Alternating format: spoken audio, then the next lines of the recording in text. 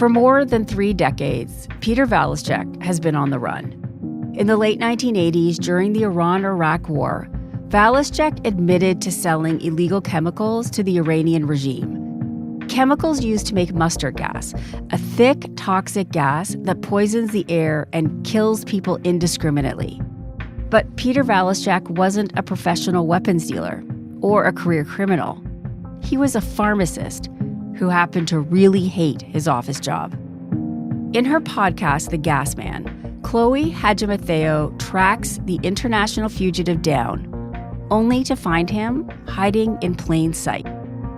I'm Kathleen Goldhar. This is Crime Story.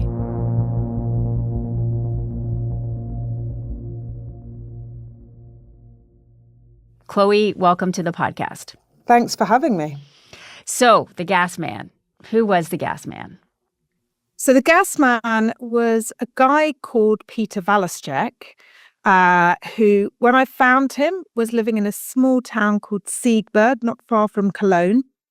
He was originally a pharmacist, a job he really disdained. He believed he was a great intellectual and he should have been a physicist, but his father insisted that he go into pharmacology, and he ended up opening a pharmacy in Germany. He couldn't stand it. He described how he hated the sick people who walked in there. And at some point, and I really don't know when this happened or how it came about, but he began supplying the Iranians with medicine, pharmaceuticals. And that business went very well. He closed his pharmacy and moved into wholesale medicine. And at some point, the Iranians felt that they trusted him enough to approach him again and say, well, listen, thank you so much for the medicine that you're giving us. We would love it if you could source some chemicals for us as well. And it seems the price was right.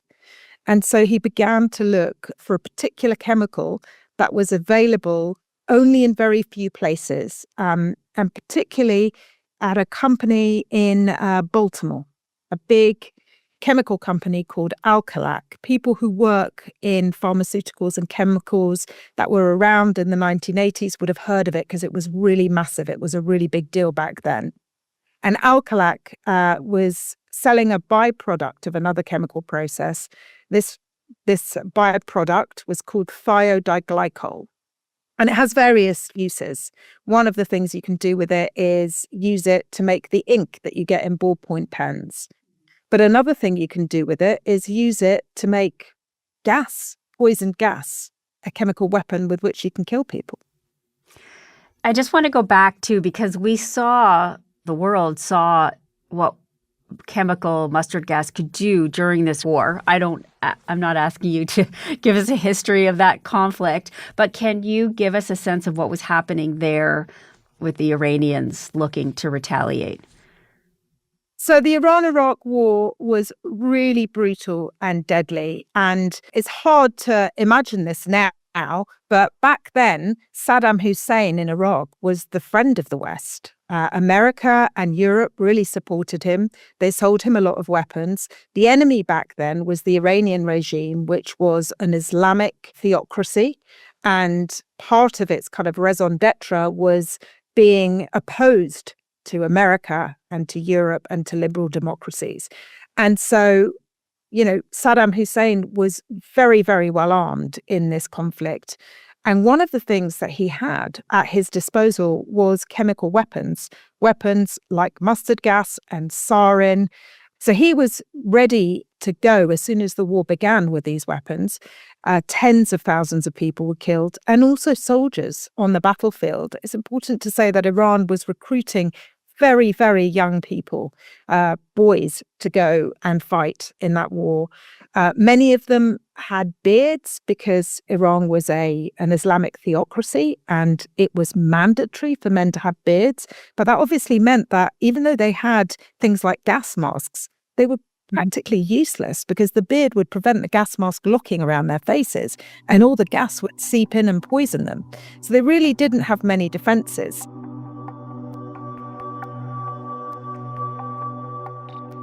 At the beginning of the war, the word out there was that the reason that Iran didn't have chemical weapons was that its ruler, supreme leader, Ayatollah Khomeini, had decreed that it was un-Islamic to use weapons of mass destruction, indiscriminate weapons.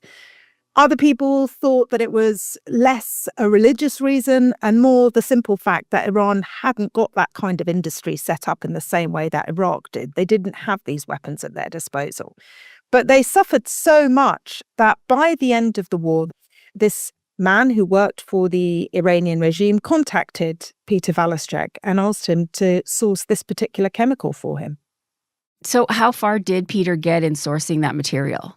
So he approached Alcalac and he asked for this chemical. I managed to find somebody who worked at Alcalac at the time and who was in the meetings that they had when Peter Walaschek first asked for this.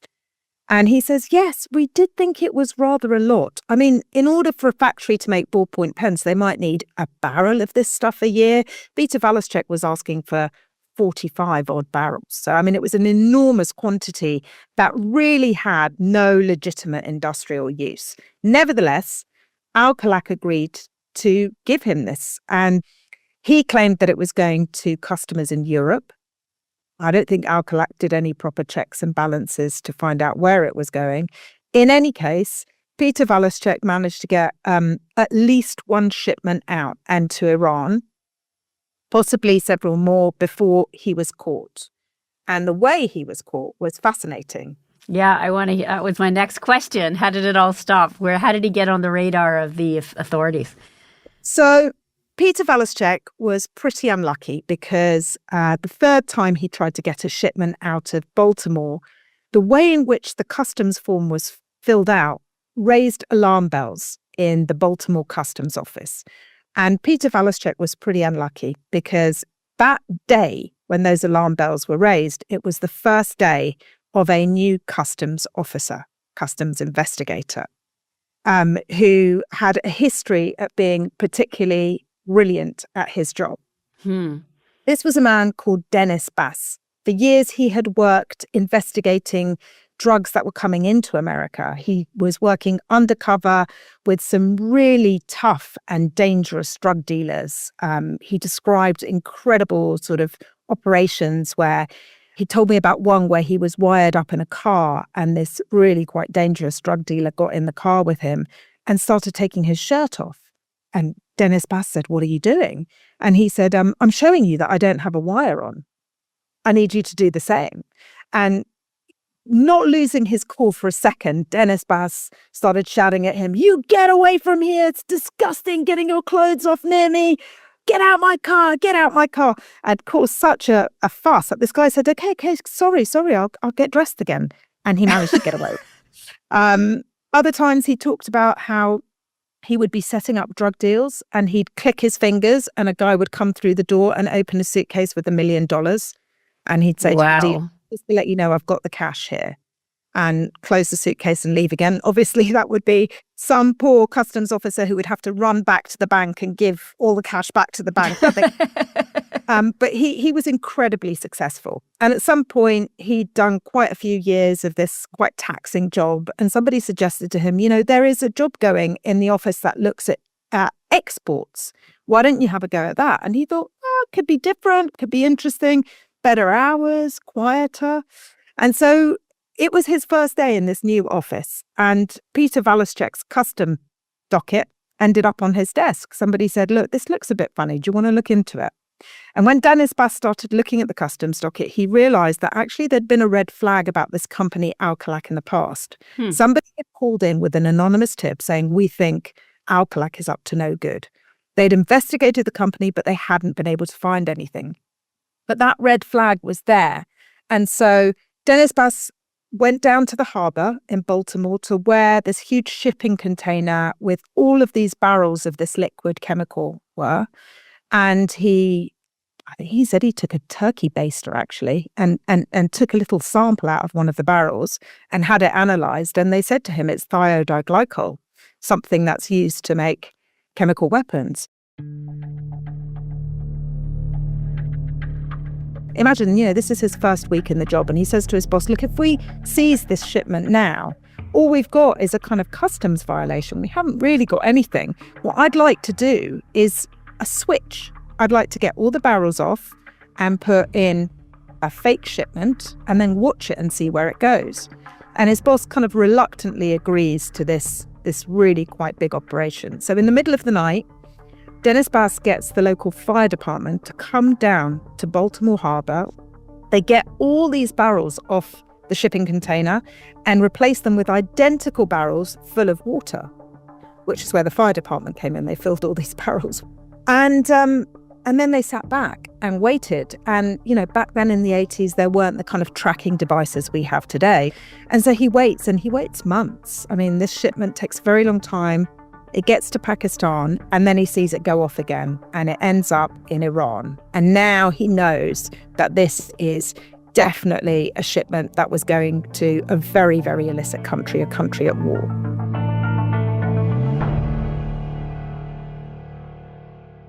And so they go down and they raid the offices of Al-Khalak and they find all these documents showing who had ordered this shipment. And they also find a young woman who has been promoted way out of her comfort zone.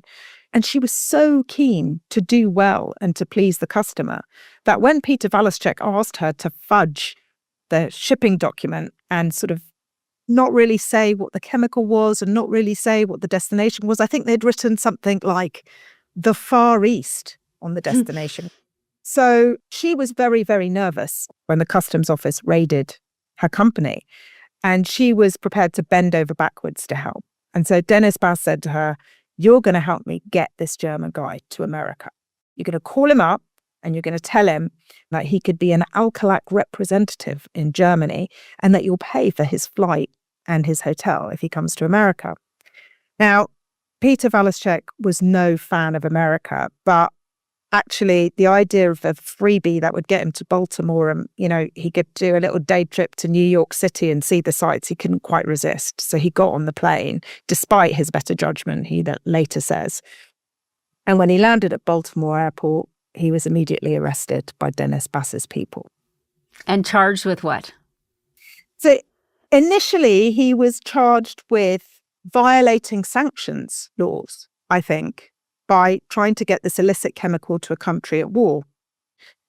He told Dennis Bass when he was questioned that, yes, he had sourced this chemical for Iran, but that he didn't realize that it was illegal and that he didn't know what it was going to be used for.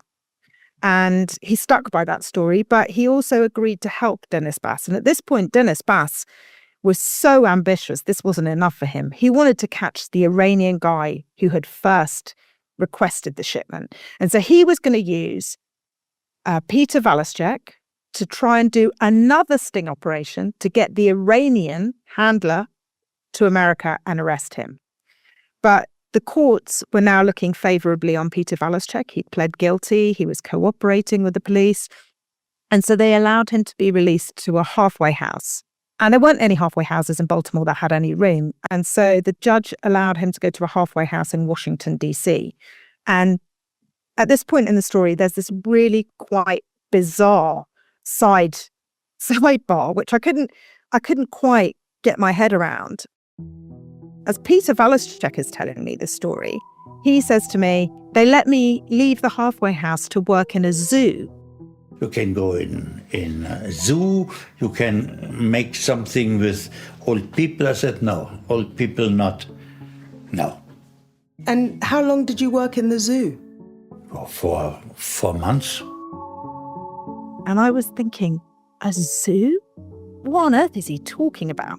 What it ends up is that in Washington, D.C., under the customs house was an aquarium. This really quite impressive aquarium sitting under a government building. Crazy. When I asked Dennis Bass about it, he says, these government buildings, they have these weird little features sometimes. He worked in the basement of the U.S. Department of Commerce, the agency whose laws he violated in the aquarium. He was like a volunteer there. Why do they have an aquarium? It's the U.S. government. They do a lot of strange things. And of course, for him, it was a really useful way to be out of the halfway house during the day, nobody checking up on him or what he's doing, at which point he could go to a phone box and call his friends in Iran. And they arranged a fake passport for him. And one day he left the halfway house, took this passport, went to the airport, and just got on a plane to Germany. And he was gone.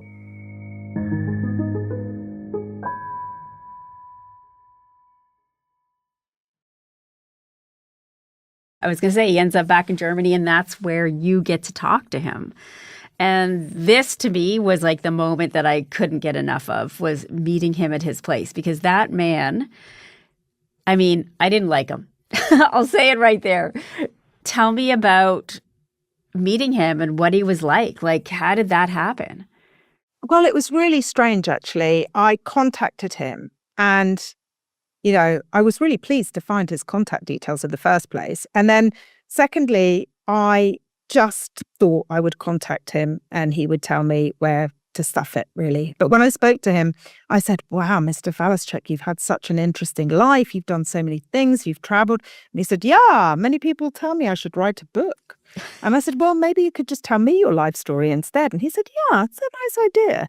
And so he agreed for me to come to Siegburg and meet him at his home and interview him. And so we went to this small picturesque town of Siegburg, and we were greeted by this old man. He's got large glasses and he had white short cropped hair, and he invited us into his office, which is just above his garage next to his home. And we went through the door of his office, and the first thing I noticed was this massive, and when I say massive, it's probably 2 meters by 2 meters, painting portrait of Joseph Stalin. Incredible. And I was like, what is this? And then I get up the top of the stairs, and just outside the room, his actual office, was another enormous painting of Chairman Mao with like little communists below him, sort of exalting him. And then we get in the office and it's just covered. It's so hard to describe because it was just there was so much stuff in it. It was just like a massive cross between a dusty old museum with no curator and a kind of storage facility. It was just full of stuff. But all along the windows and along many of the surfaces were busts and statues of dictators from around the world. Actually, everybody that you can think of was there, apart from Hitler. That was the only guy who was missing from the dictators club that he had in his office. Do you have any sense of where that came from? He was in Germany originally, right? So yes, but actually, and here's a little fact that didn't make it into the podcast. Peter Walaschek was actually born in the Czech Republic. His father and family were German, and they were Nazis stationed in the Czech Republic in the Second World War. His father was an unrepentant Nazi. Peter Walaschek, I don't know how or why, probably in reaction to his father, considered himself a very passionate communist, which is why he exalted Stalin and Mao. Mm-hmm. I think he had no love for Hitler, but his sort of predominant feeling was of anti-Westernism, anti-imperialism. So any enemy of the West really was his friend. One of the more interesting parts was obviously he admits to the things that he does. He continues to say that he didn't know. But then you ask him about his conscience. And I found that interesting. You had to look up how to say conscience in German. You have no regrets. No. So your conscience is clear. Conscience? What? Shall I look it up? And I feel like his true colors come out in that moment. Can you tell us about how he justified the work that he did, whether he knew it or not? He was supplying a country that was going to use these chemical weapons to kill and destroy the lives of men, women, and children. And so how did he respond to that? So the first thing that he said was that the Iranians had taken him to the battlefield. I was on the border where they are fighting.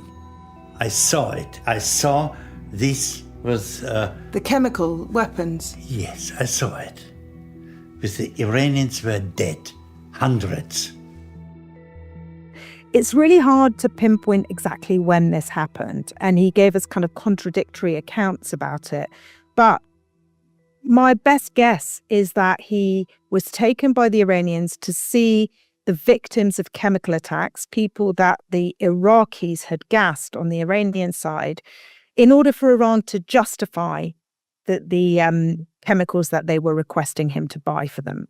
I think that it's highly unlikely that a man as clever as Peter Walaschek didn't know what the chemicals were for. And I think the Iranians took him to show him, look, we need these. Look what's being done to us. We need our own weapons for our own protection.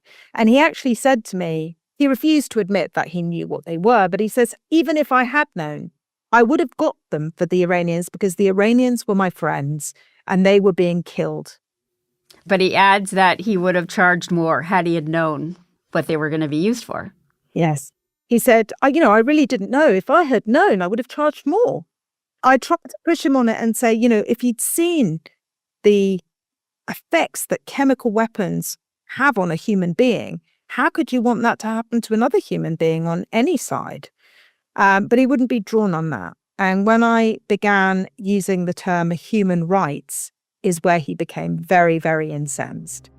Forget this fucking human rights. I hate it. I hate this. There is no human rights. And he started shouting that human rights was a stupid concept. And human rights, when I hear this, these are the stupid Western thinking, human rights. And this is where it gets even weirder. Okay, but what about then? My God, please shut up about this. Forget this fucking story with Iran and Iraq. Are you an agent from the US? No, I'm from London. I'm a journalist. Because nobody has asked me in the last 30 years about this. And so honest. He explained that he doesn't need to justify his past because he lives in the present, because now he's studying to be a Buddhist monk. That was crazy. I mean, you go a little bit down that road and talk to an established Buddhist monk about Peter's transition, if that's the right word to use. And he's kind of doubtful, right, that is even happening. He explains that either Peter Walaschek is deliberately using Buddhism to obfuscate his own responsibility, or he has massively misunderstood the faith. In Thailand, where Peter Walaschek often goes and stays in Buddhist monasteries to receive his teaching, this Buddhist order explained to us that people are required to show that they don't have a criminal record. Buddhism doesn't hold any stigma against somebody who's committed crimes in the past, but it expects you to have paid for your crimes. And if you've committed a crime, you're supposed to do the time. Once that time is up, that's okay. But Peter Walaschek never paid for what he did. He ran away, and several times he was caught by authorities in other countries over the years, and each time he managed to slip the net and get away again. And so he is very clear he doesn't believe he has to pay for any crime. How were you able to find Peter if he was on the run? You said you were able to find him, but how could you find him? So actually what happened was that I looked him up on the internet, as you would. And I was very, very lucky that a local newspaper in Siegburg had done a feature on this 80-something-year-old man becoming a Buddhist monk. The journalist working for this local paper was really young. She was starting out, it was her first job. And I called her up and I said, listen, you wrote this article about this 80-something-year-old man, becoming a Buddhist monk at his age. And I said to her, did you go to his home? And she said, yes, I went to his home to interview him. And I said, did you see the portraits of Stalin and Mao and all the busts? And she said, yes, I did. I thought it was really strange. And I said, did you know about his history, about selling chemicals to Iran and being on the run? And she said, yes, I did hear about that. And I said, I hate to tell you this, but that's the story, not the Buddhism thing. But, when you're a new journalist, your editor says, can you go out and get this light story? And you just want to do what your editor tells you. Of course. What a great story. And she put me in touch with Peter Walaschek. So that's Good. how I first called him. That's how you got him.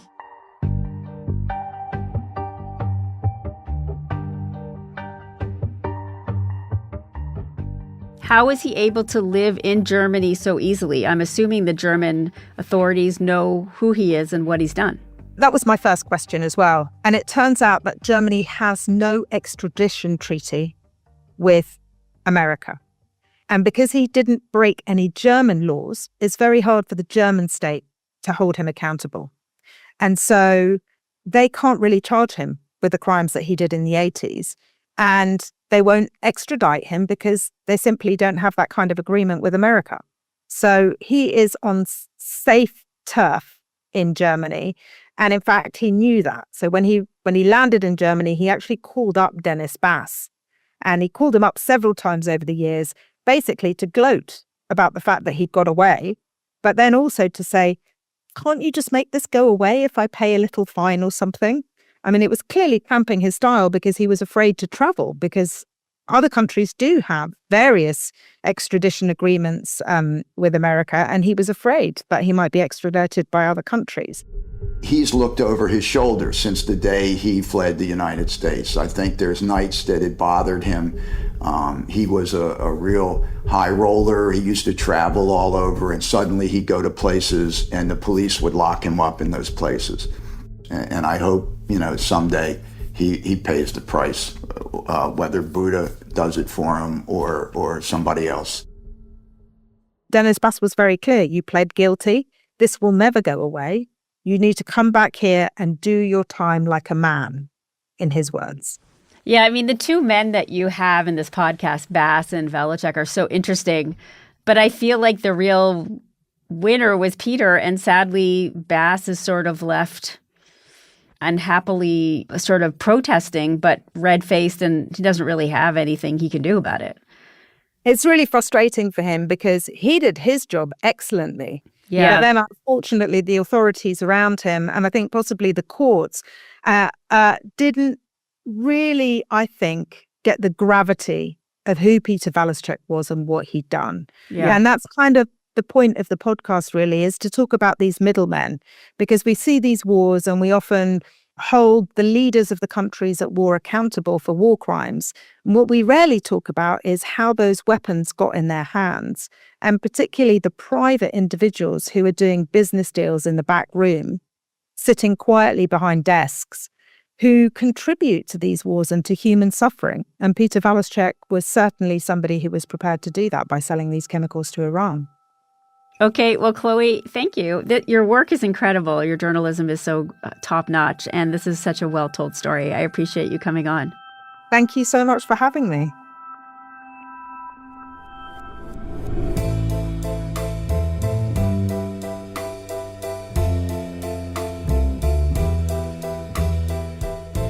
You've been listening to Crime Story from CBC Podcasts.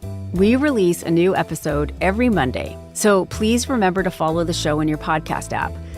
You can get our next episode a week early on CBC Podcasts' YouTube channel or by subscribing to CBC Podcasts' True Crime channel on Apple Podcasts. In addition to early access, subscribers to our True Crime channel also listen ad-free. Crime Story is hosted by me, Kathleen Goldhar. Our producers are Nikki Manfredi and Mitchell Stewart. Sound design by Julian Uzielli and Mitchell Stewart. Audio sourced from The Gas Man, a podcast by Tortoise Media.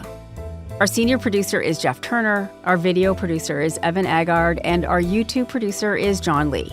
Executive producers are Cecil Fernandez and Chris Oak. Tanya Springer is the senior manager of CBC Podcasts, and Arif Noorani is the director of CBC Podcasts.